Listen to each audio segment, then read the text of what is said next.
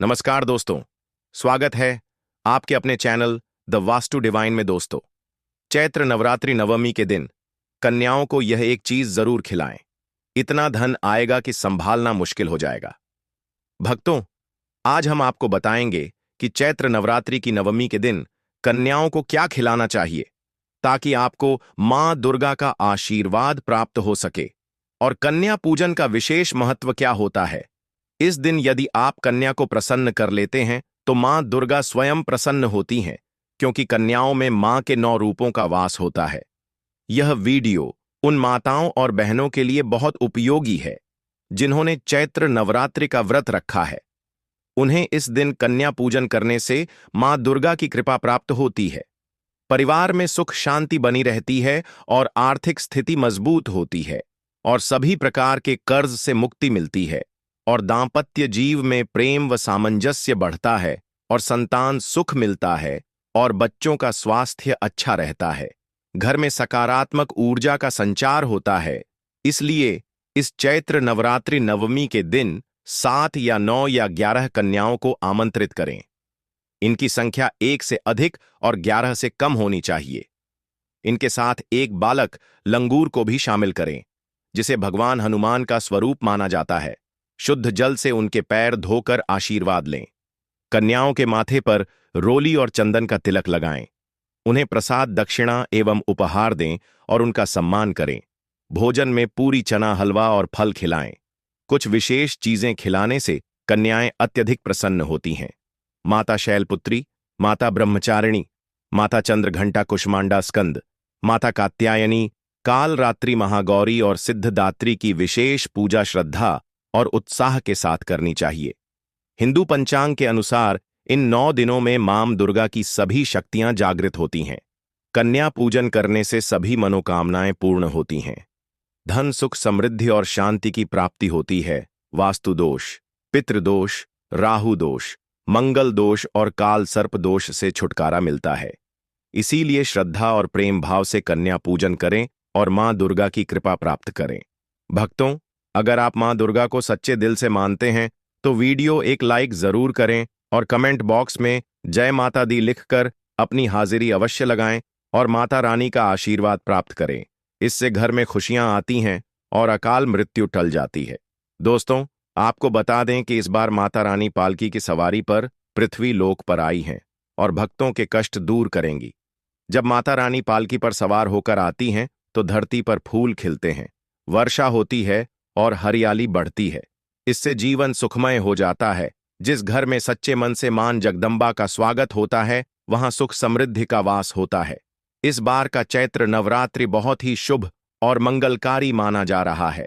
वर्ष 2025 में चैत्र नवरात्रि का शुभारंभ रविवार 30 मार्च से होगा और समापन रविवार 6 अप्रैल को होगा। इस बार अष्टमी और नवमी तिथि एक ही दिन 6 अप्रैल 2025 को पड़ रही है। इसीलिए कन्या पूजन भी इसी दिन किया जाएगा। 30 मार्च रविवार मां शैलपुत्री, 1 अप्रैल मंगलवार मां ब्रह्मचारिणी, 2 अप्रैल बुधवार मां चंद्रघंटा और मां कुष्मांडा, 3 अप्रैल गुरुवार मां स्कंद माता, 4 अप्रैल शुक्रवार मां कात्यायनी, 5 अप्रैल शनिवार मां काल रात्रि, 6 अप्रैल रविवार मां महागौरी और मां सिद्धदात्री अष्टमी एवं नवमी। इस वर्ष पंचमी तिथि का क्षय होने के कारण नवरात्रि 8 दिनों की होगी। कन्या पूजन 6 अप्रैल 2025 को ही किया जाएगा, इसलिए इस दिन कन्या पूजन अवश्य करें। शास्त्रों के अनुसार नवरात्रि के दिनों में माता रानी की पूजा करने से और विशेष रूप से कन्या पूजन करने से व्यक्ति को अभय वरदान प्राप्त होता है। कुंडली में जो भी बाधाएं होती हैं वे समाप्त हो जाती हैं। यदि कोई व्यक्ति सच्चे हृदय से मां की उपासना करता है तो मां उसके सभी कष्ट दूर कर देती हैं। मां की भक्ति से विनम्रता का विकास होता है और सभी प्रकार के दुख और दरिद्रता मिट जाती है। नवरात्रि के दौरान माता रानी का व्रत और पूजन किया जाता है, लेकिन सबसे अधिक महत्व कन्या पूजन को दिया जाता है। कन्याएं फूलों की पंखुड़ियों की तरह कोमल होती हैं और उन्हें पूजनीय माना जाता है। कन्या पूजन सर्वश्रेष्ठ और महत्वपूर्ण माना जाता है, क्योंकि कन्या के रूप में स्वयं जगदंबा विराजमान होती है। देवी माता के 9 स्वरूपों के साथ संपूर्ण ब्रह्मांड का वास कन्याओं के मस्तक पर होता है। बहुत कम लोग जानते हैं कि 33 करोड़ देवी देवताओं का वास कन्याओं में माना जाता है। चाहे वह छोटी हो या बड़ी, माना जाता है कि माता रानी व्रत और उपासना से उतनी प्रसन्न नहीं होती जितनी कि कन्या पूजन से होती है। चैत्र नवरात्रि में छोटी कन्याओं को माता रानी का स्वरूप मानकर उनकी पूजा की जाती है। उन्हें भोग लगाया जाता है और उनका आशीर्वाद लिया जाता है।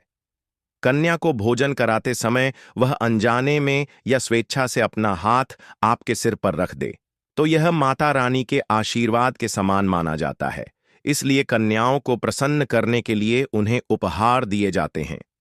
यदि कन्याएं खुशी खुशी भेंट स्वीकार कर लें तो इसका अर्थ यह होता है कि माता रानी ने आपकी भेंट स्वीकार कर ली है और आप पर अपनी कृपा बरसा रही हैं। माता रानी अर्थात माता वैष्णव जब किसी की भेंट स्वीकार लेती है और कन्याएं प्रसन्न हो जाती हैं तो समझ लीजिए कि उस व्यक्ति को माता रानी का आशीर्वाद मिल गया। उनकी कृपा से उसे मनचाहा वरदान प्राप्त होता है। कन्या पूजन कोई साधारण पूजन नहीं है। इसे समस्त ब्रह्मांड में होने वाली पूजा से भी श्रेष्ठ माना जाता है। 10 बार गंगा स्नान करने, 100 बार यज्ञ करने और 1000 बार तीर्थ यात्रा करने से जो पुण्य प्राप्त होता है वह मात्र एक बार कन्या पूजन करने से ही करोड़ों गुना अधिक मिल जाता है। इसीलिए कहा जाता है कि कन्याओं का सम्मान करना चाहिए, उन्हें कष्ट नहीं देना चाहिए। कन्याएं कोई साधारण बालिकाएं नहीं होती। उनके मस्तक पर स्वयं देवी का वास होता है और नवरात्रि में वे साक्षात माता का स्वरूप बनकर हमारे घर तक आती हैं।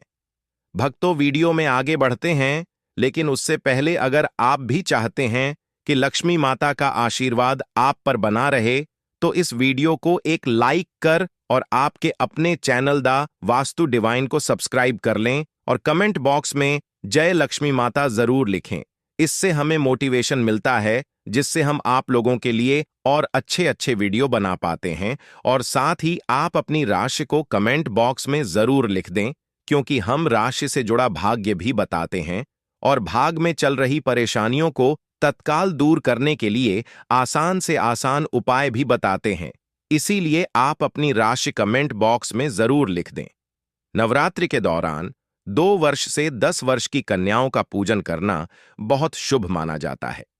अष्टमी और नवमी के दिन कन्याओं के पैर धोकर उन्हें भोजन कराना और उपहार देना बहुत दुर्लभ और श्रेष्ठ अवसर होता है, जिसे किसी भी हाल में छोड़ना नहीं चाहिए। इस दिन जितना हो सके अधिक से अधिक कन्याओं को अपने घर बुलाकर प्रेम और सम्मान पूर्वक उनका पूजन करना चाहिए। भक्तों, वीडियो में आगे बढ़ने से पहले कमेंट बॉक्स में अपनी राशि जरूर लिखें। अगर आपकी राशि के अनुसार कोई विशेष उपाय होगा तो हम आपको कमेंट में उसका उत्तर दे देंगे। यदि कोई व्यक्ति अपनी राशि के अनुसार उपाय करता है तो माता वैष्णो देवी अत्यंत प्रसन्न होती हैं और उसे धन वैभव का आशीर्वाद देती हैं। इसलिए कमेंट में अपनी राशि लिखना ना भूलें और इस वीडियो को पसंद कर माता रानी का आशीर्वाद बनाए रखें। अब जानते हैं कि कन्याओं का स्वागत कैसे करें। जब कन्याएं आपके घर आएं तो सबसे पहले उनके पैर दूध और पानी से धोने चाहिए। विशेष रूप से पुरुषों को यह सेवा करनी चाहिए, क्योंकि इससे माता रानी अति प्रसन्न होती हैं। इसके बाद कन्याओं को साफ जगह पर बैठाकर उनके माथे पर अक्षत, फूल और कुमकुम लगाकर उनका पूजन करें। फिर उन्हें प्रेम पूर्वक भोजन कराएं, लेकिन ध्यान रखें कि कन्याओं की थाली में कभी भी 3 पूरियां ना रखें, क्योंकि इसे अशुभ माना जाता है। जेल में कैदियों को 3 रोटियां या पूरियां दी जाती हैं, इसलिए इस संख्या को टालना चाहिए। आप 2 या 4 पूरियां दे सकते हैं, लेकिन 3 बिल्कुल ना दें, ताकि शुभता बनी रहे। भोजन के बाद कन्याओं के सिर पर लाल चुनरी ढाएं और उन्हें आदर पूर्वक उपहार दें। भोजन में खीर, हलवा, पूरी, चना, आलू की सब्जी और छोले दिए जा सकते हैं।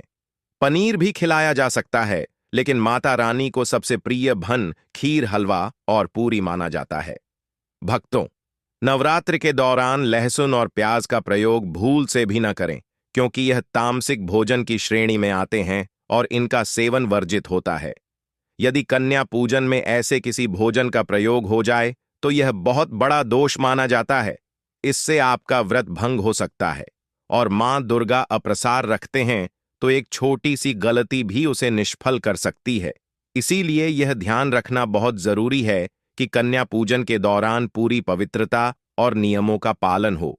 छोटी कन्याओं के सिर पर माता रानी का आशीर्वाद होता है और अगर वे आपको सच्चे मन से आशीर्वाद दे दें तो आपके जीवन में सकारात्मक बदलाव आ सकते हैं।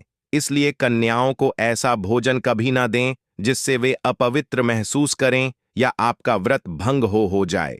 बाहर के बंद डब्बों में आने वाले खाद्य पदार्थों में भी कई बार लहसुन और प्याज मिला होता है।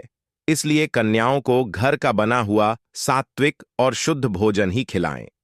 कुछ लोग घर पर भोजन बनाने के बजाय बाजार से रेडीमेड भोजन लाकर कन्याओं को दही और जलेबी खिला देते हैं। हालांकि यह भोजन अशुद्ध नहीं होता, लेकिन यह माता रानी को उतना प्रिय नहीं है जितना कि भक्तों के हाथों से बना हुआ प्रेमपूर्ण भोजन। यदि घर में कोई बड़ी परेशानी हो, जैसे बीमारी या संकट, तो दही जलेबी खिलाना एक उपाय हो सकता है। लेकिन यदि आप पूरी तरह स्वस्थ और सुखी हैं, तो माता के लिए भोजन स्वयं तैयार करें, भले ही कम मात्रा में बनाएं, लेकिन शुद्धता और श्रद्धा के साथ बनाकर अर्पित करें। कन्या पूजन में भोजन कराने के लिए प्लास्टिक के बर्तनों का प्रयोग ना करें, क्योंकि यह अशुद्ध माने जाते हैं। इनमें कुछ हड्डियों के अवशेष हो सकते हैं जो पूजा पाठ के लिए शुभ नहीं होते। हमेशा स्टील, तांबे या केले के पत्तों से बने बर्तनों का उपयोग करें, जिससे माता रानी का आशीर्वाद प्राप्त होता है और घर में सुख समृद्धि आती है। तो दोस्तों, अगर आपको वीडियो अच्छा लगा हो तो वीडियो को लाइक और चैनल को सब्सक्राइब जरूर करें।